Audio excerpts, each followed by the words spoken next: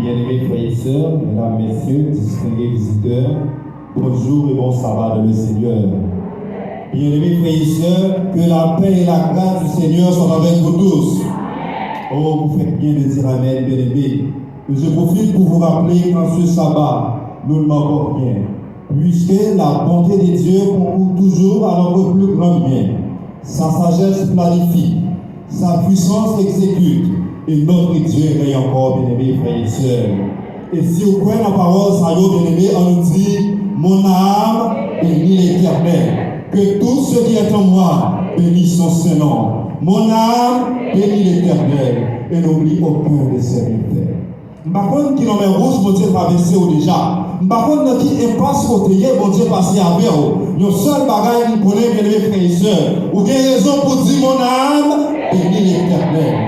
Que tout ce qui est en moi bénisse son Saint-Nom. Nous remercions notre Dieu pour la possibilité qu'il va nous pour être capables dans sa présence. Et non seulement nous sommes en sa présence, mais également il a fait de nous le canal par lequel son peuple va déguster le mets spirituel. Merci également au corps pastoral de l'Église. Il y a bien longtemps de cela, incessamment, il y a toujours dit, frère Jacquemin, il faut pour délivrer par contre pour le peuple là, Jean-Pierre Aboulou me dire. Même toujours à mettre les yeux au souhait parce que je ne vais pas vraiment dans un message d'au moins 30 minutes. Ce n'est que cette semaine, en sortant de bord de paix, le Saint-Esprit minoté me disait, frère Jacquemin, il faut vous parler, je dis, quelle grâce, bien-aimés frères et sœurs. Merci également à notre bien-aimé frère James Casimir qui vient de chanter à la gloire de Dieu. Vécu pour mon frère, c'est pour être attaché à mon Dieu, pour qu'au dernier jour, la grande chorale céleste n'ait pas manqué de mélodieuse voix ça.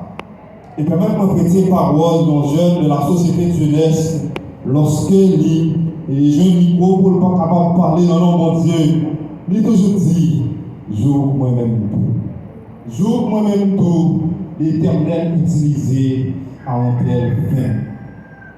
Nous lisons ensemble Josué chapitre 6, les versets 1 à 18. Josué chapitre 6, les versets 1, je vais dans le verset 18. Si projection capable affichée pour nous, ça a vraiment facilité la tâche. Josué chapitre 6, verset 1er, pour arriver dans le verset 18. Josué 6, Jéricho était fermé et barricadé devant les enfants d'Israël. Nous lisons ensemble, bien aimés. Personne ne sortait et personne n'entrait. L'Éternel dit à Josué, vois, je livre entre tes mains Jéricho et son roi, ses vaillants soldats. Faites le tour de la ville, vous tous les hommes de guerre. Faites une fois le tour de la ville. Tu feras ainsi pendant 6 jours. 7 sacrificateurs porteront devant l'arche 7 trompettes retentissantes. Le 7e jour, vous ferez 7 fois le tour de la ville et les sacrificateurs sonneront des trompettes. Verset 5. Quand ils sonneront de la corne retentissante, quand vous entendrez le son de la trompette, tout le peuple poussera de grands cris. Alors la muraille de la ville s'écroulera et le peuple montera chacun devant soi. Josué, fils de Nun, appela les sacrificateurs et leur dit, portez l'arche de l'alliance et que 7 sacrificateurs portent 7 trompettes retentissantes devant l'arche de l'Éternel. Et il dit au peuple, marchez, faites le tour de la ville et que les hommes armés passent devant l'arche de l'Éternel.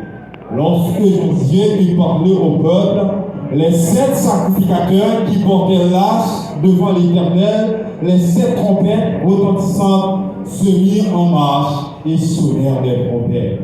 L'arche de l'alliance de l'Éternel allait derrière eux. Les hommes armés marchaient devant les sacrificateurs qui sonnaient des trompettes, et l'arrière-garde suivait l'arche. Pendant la marche, on sonnait des trompettes. Josué avait donné cet ordre au peuple. Vous ne crierez point, vous ne ferez point entendre votre voix, et il ne sortira pas un mot de votre bouche jusqu'au jour où je vous dirai, poussez les cris, alors vous pousserez les cris. L'ange de l'Éternel fit le tour de la ville. Elle fit une fois le tour, puis on rentra dans le camp et on y passa la nuit. Josué se leva de bon matin, et les 7 sacrificateurs portaient l'ange de l'Éternel. Les 7 sacrificateurs qui portaient les 7 trompettes retentissantes devant l'ange de l'Éternel se mirent en marche et sonnèrent les trompettes. Les hommes armés marchaient devant eux, et l'arrière-garde suivait l'ange de l'Éternel pendant la marche. On sonnait les trompettes. Ils firent une fois le tour de la ville. Le second jour, puis ils retournèrent dans le camp. Ils firent de même pendant 6 jours. Le 7e jour, ils se levèrent de bon matin, dès l'aurore, et ils firent de la même manière 7 fois le tour de la ville. Ce fut le seul jour où ils firent 7 fois le tour de la ville. À la 7e fois, comme les sacrificateurs sonnaient les trompettes, Josué dit au peuple, poussez les cris, car l'Éternel vous a livré la ville. La ville sera développée à l'Éternel par interdit, elle et tous ceux qui s'y trouvent. Mais on laissera la vie à Rahab la prostituée et à tous ceux qui seront avec elle dans la maison, parce qu'elle a caché les messagers que nous avons envoyés. Gardez-vous seulement de ce qui sera dévoué par interdit, car si vous prenez de ce que vous aurez dévoué par interdit, vous mettriez le camp d'Israël en interdit et vous y jetteriez le trou.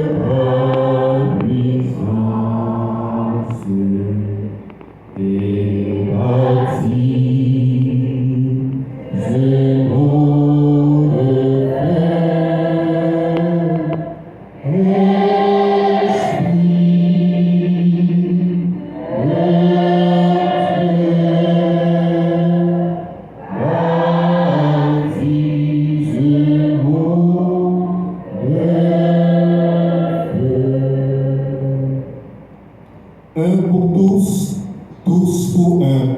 C'est le titre de notre sermon pour aujourd'hui. Unos pro omnibus, omnes pro uno. C'est une expression latine qui signifie en français un pour tous pour un. Un pour tous pour un est la devise traditionnelle, bien que non officielle, de la Suisse. C'est également la devise traditionnellement associée au héros du roman Les Trois Mousquetaires d'Alexandre Dumas père, paru en 1844. Un pour tous pour un, c'est aussi une formule utilisée dans la société de jeunesse adventiste pour exprimer la solidarité. Bien-aimés frères et sœurs, nous venons de lire quelques versets dans Josué chapitre 6. Et à travers ce passage, mesdames, messieurs, nous voyons Israël, le peuple de Dieu, qui est donc à présent en ordre de marche pour conquérir Canaan.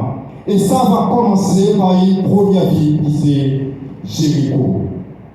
Un point essentiel, nous souligné à travers le passage, ça, un point clé, un point essentiel qui attire l'attention, mesdames, messieurs.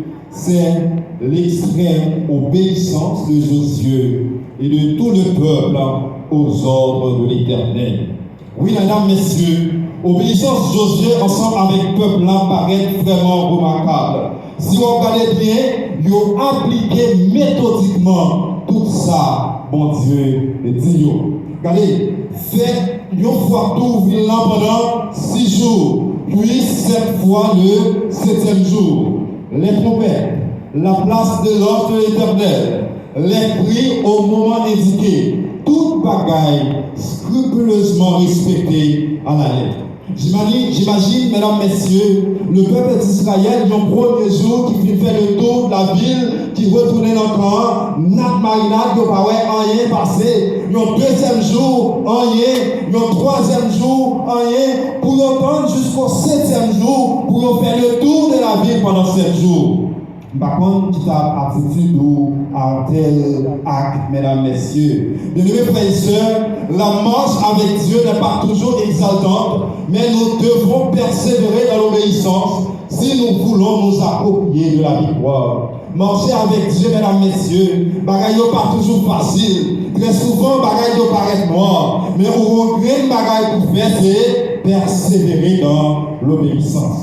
Par contre, qui ça représente Jéricho dans la vie spirituelle, mais tout ce qui fait qu'on doit se battre en tant que chrétien, c'est des Jéricho qui veulent tomber à la gloire de Dieu, mesdames, messieurs.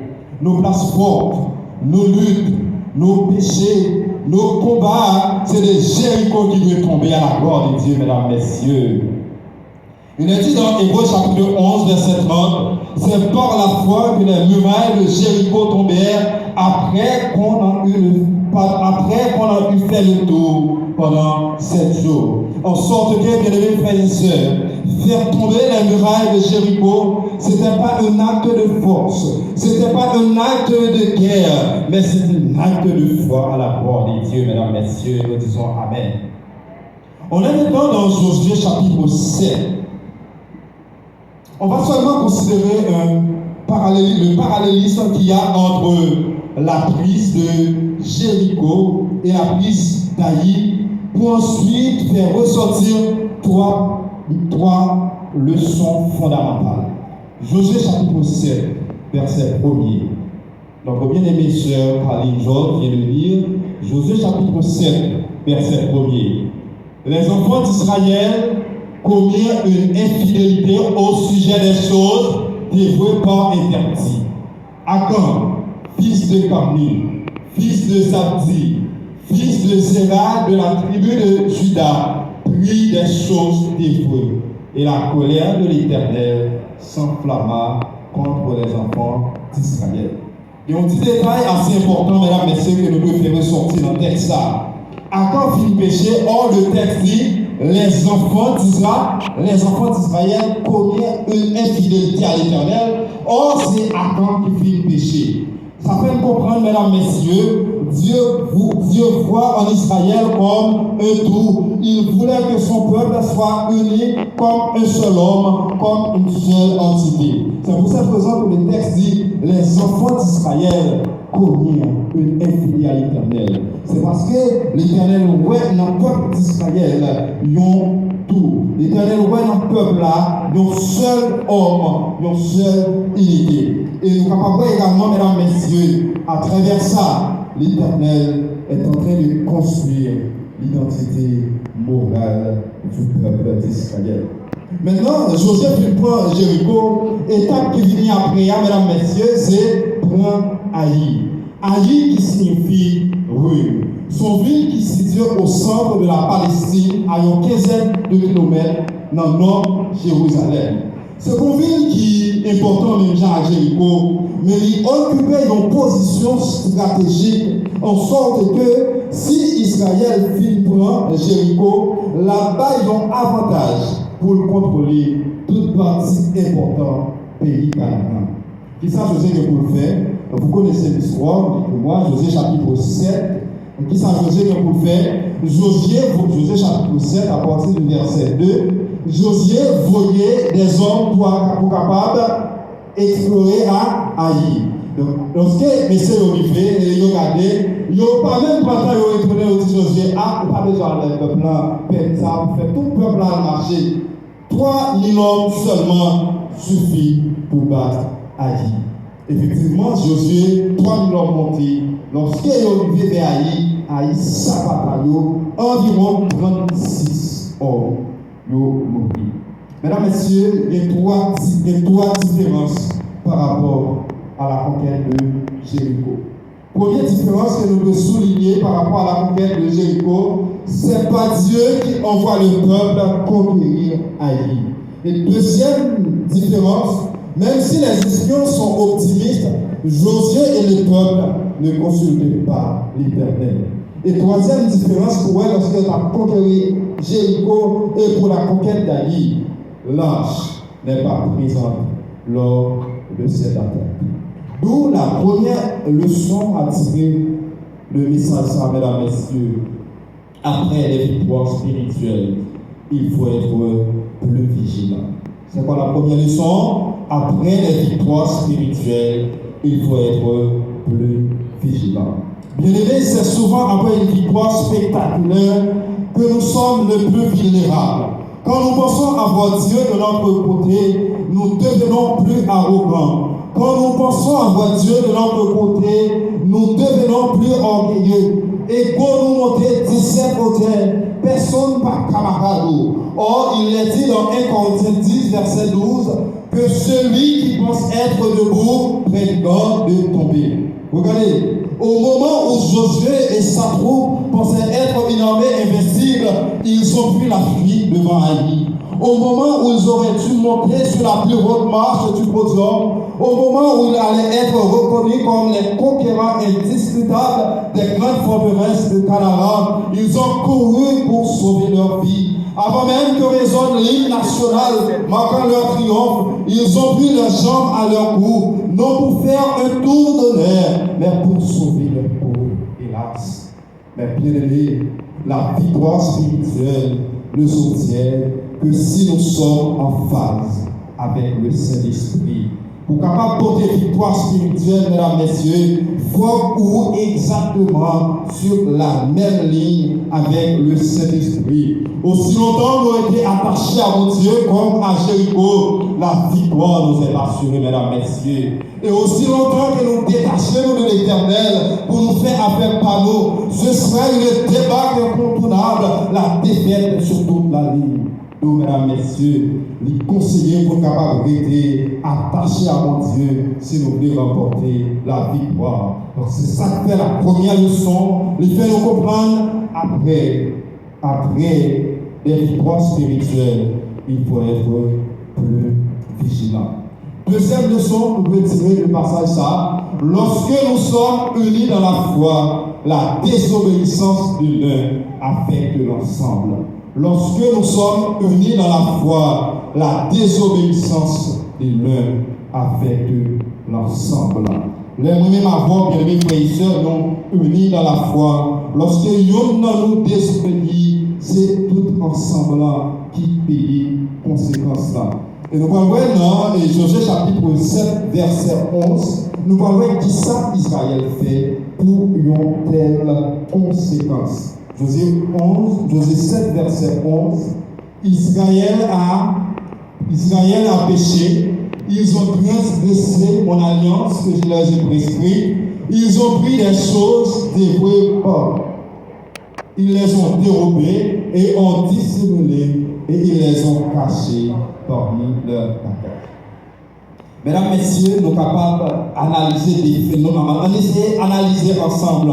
Donc, la défaite du peuple d'Israël dans la prise d'Haï. Le premier élément, nous avons souligné et nous sommes capables de comprendre et aller combattre Haï, ce n'est pas un acte de foi de la part des Israélites, mais c'est plutôt de la présomption. Donc, ils ne vont pas justement prendre le soin pour faire travail, ils ont justement venir à rapporter Josué 3000 hommes suffisent seulement pour battre Haï. Et deuxième analyse nous avons fait, et c'est souligner la parole du Seigneur qui a accentué. Cette parole, ça a aucun son lit dans Josué chapitre 7, verset 11. au moins nous arrivons à souligner 6 raisons de cette défaite. Premièrement, Israël a péché.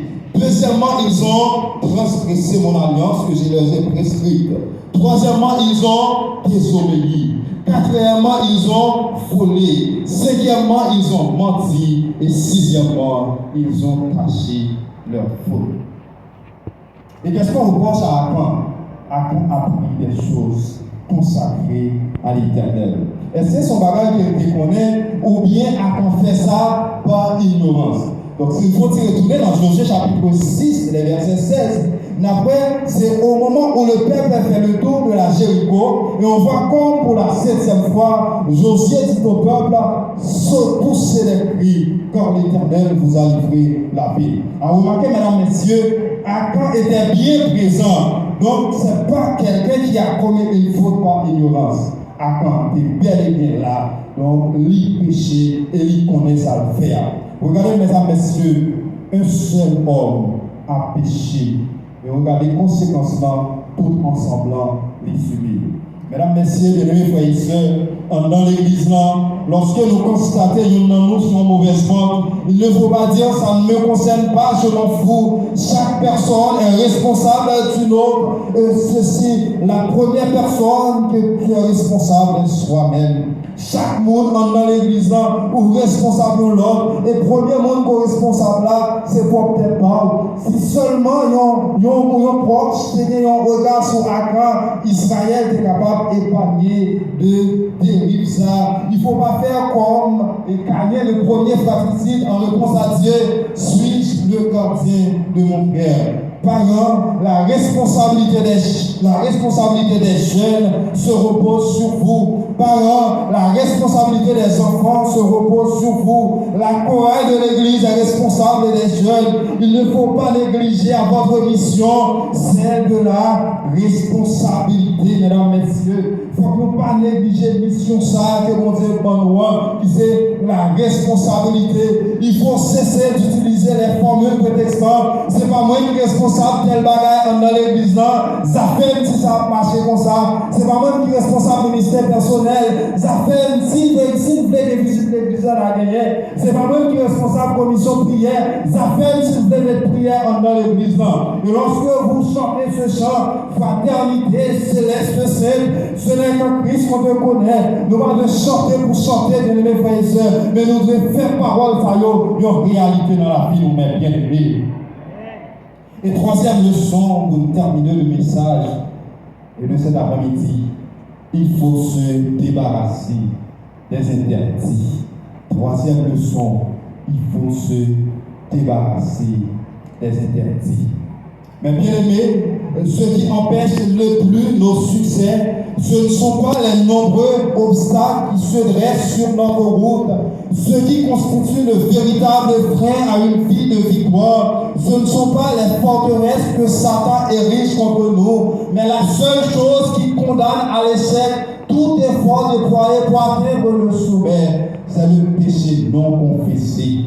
Le péché non confessé, mesdames, messieurs, c'est l'unique obstacle qui fait à ce que nous ne sommes pas capables de livrer. Ça fait dire dans 1 Jean chapitre 1er verset 9, nous lisons, si nous confessons nos péchés, il est fidèle et juste pour nous les pardonner et pour nous purifier de toute iniquité. Je ne sais pas qui ça qui constitue un interdit dans la vie spirituelle, mais nous sommes contents pour nous, mesdames, messieurs, il faut vous débarrasser de cet interdit. Peut-être c'est votre orgueil, peut-être c'est bagaille moun qu'on pas kawè même genre avant, peut-être c'est l'angou qui pas kawè pour pas parler. Mesdames, messieurs, content pour vous. Si vous voulez effectivement rencontrer la victoire, il faut débarrasser de cet interdit. Nous sommes contents pour nous dire, frères et sœurs, si nous voulons nous approprier de la victoire, il faut se débarrasser de cet interdit. Car tout péché non confessé dans notre cœur nous expose nous-mêmes et les autres à la défaite. Il faut que nous débarrassions des interdits, mesdames, messieurs, et si nous voulons